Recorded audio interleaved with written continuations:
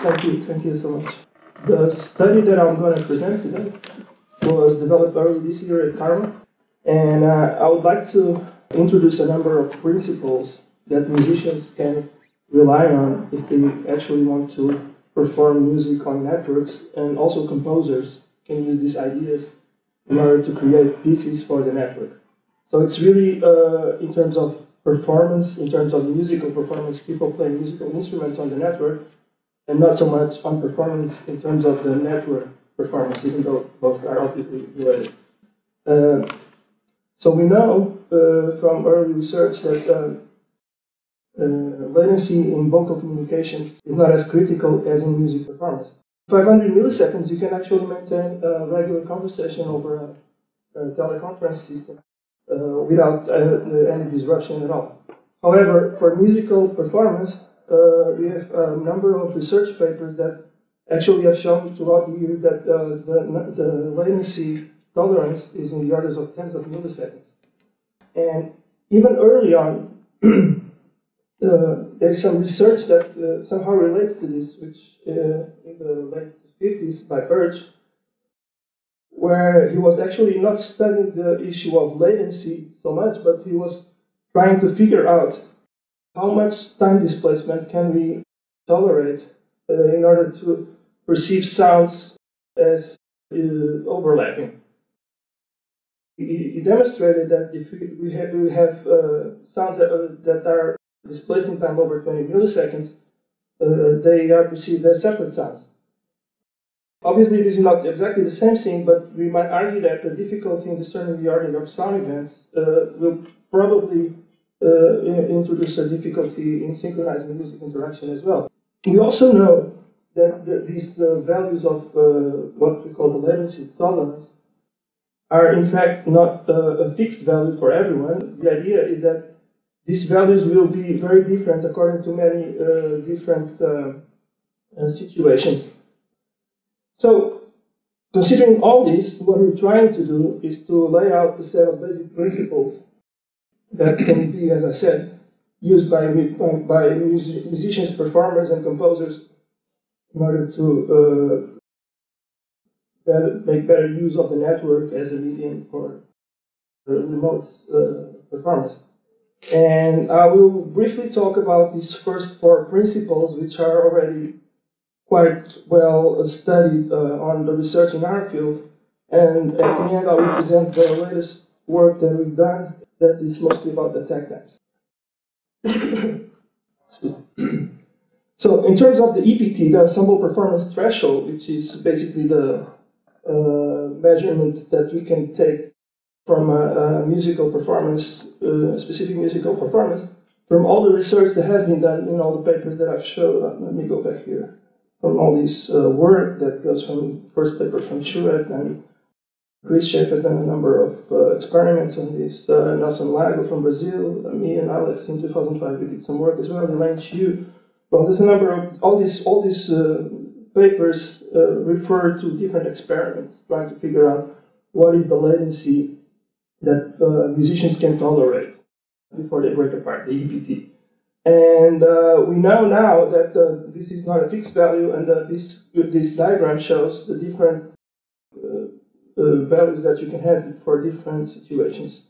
And it's interesting to realize that, in fact, having no latency at all, it's actually bad. I mean, and somehow it makes sense because it's not really natural to our physical world not having any latency. We always have latency present, even though it's very small. If you have latencies below 7 milliseconds, the performers tend to accelerate the rhythm. And so what we know is that between 10 and 20 milliseconds, there's a comfort zone, universal comfort zone. Everyone can perform very well at these latencies. Then untrained musicians or untrained users, they will break apart, depending on many of the circumstances that I referred in the beginning, between 20 and 40 milliseconds. And then, of course, there's this 50 milliseconds limit where that's when you can only perform if you are a very well-trained musician, and this is mostly Elaine Chiu's work. There's been reported cases of musicians that can perform up to 150 milliseconds, but this is really, really hard, almost impossible. So the other thing this idea of echo feedback. This is also from Melanchio's work, and me and Alex, very early on in 2005, we were also coming up with the same conclusion. This is a very basic and simple principle. So if you have a musician performing his instrument, and he's remotely engaging with someone else over the network, he will listen to his sound directly in real time from his instrument, but he will listen to the sound of the other performing delayed in time because of the feedback. So musicians might think, at first they think that it's better off to the rest of the ensemble delayed. However, this is not the case. They can tolerate much better latency if they have their own feedback sound delayed together with all the others. So if they have a common viewpoint or listening point. This other idea that is also very important, also from early work that me and Alex did in back then in 2005, is that we realized at some point that the higher the tempo, the less latency you can tolerate. And if you perform slower, then you can tolerate a little bit more latency. And this is a very common thing to when you have people performing with latency, because the first reaction that musicians have when the latency is too high, they start slowing down their performance.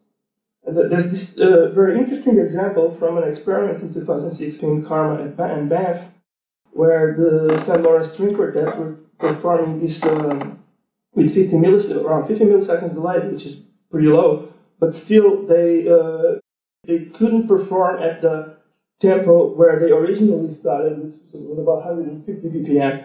And what happens is that they slow down, but what's interesting to realize is that at 80 BPM, more or less, they level out and they maintain this tempo.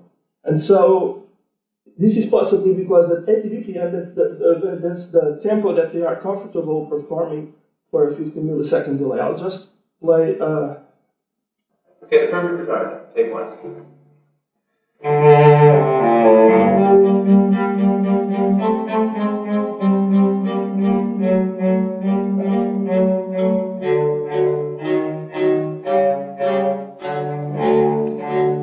It's level around the 10 minutes. And they could go on. Not together at all. It's terrible. So at a certain point, it equalizes enough. It's slow enough. Okay, so this is obviously it's just an experiment, but it's trying to demonstrate that it becomes tolerable to perform with this 50 millisecond latency, but only if you perform at a lower tempo than you were supposed to. And also, as I said, this is very recent work, and this is not being developed at all. So this is a paper by Farner that they actually tried to demonstrate that the acoustic environments, particularly the reverberation of the acoustic environments, have an effect as well on the latency tolerance. So apparently you can tolerate a little bit more latency when performing with reverberation. And also, of course, there's a lot of study that needs to be done in terms of the effect of visual feedback. And I think this is one of the next things that will be seen in research. And it would be very interesting also if we could introduce the haptic feedback, which is also one of the issues that determine the kind of ability to perform synchronously, even in real life and without any major latency. So this would be also interesting.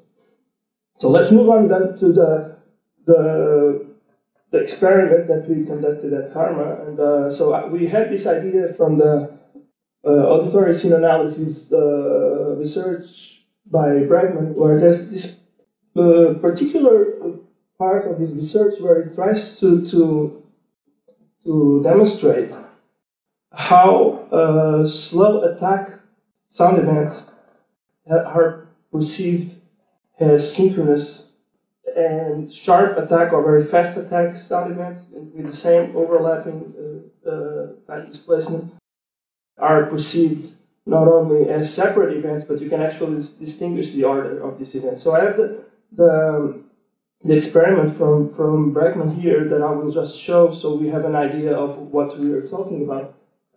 So I just like to mention, it's not on the graph, but that these sound events each sound event is displaced in time 120 milliseconds.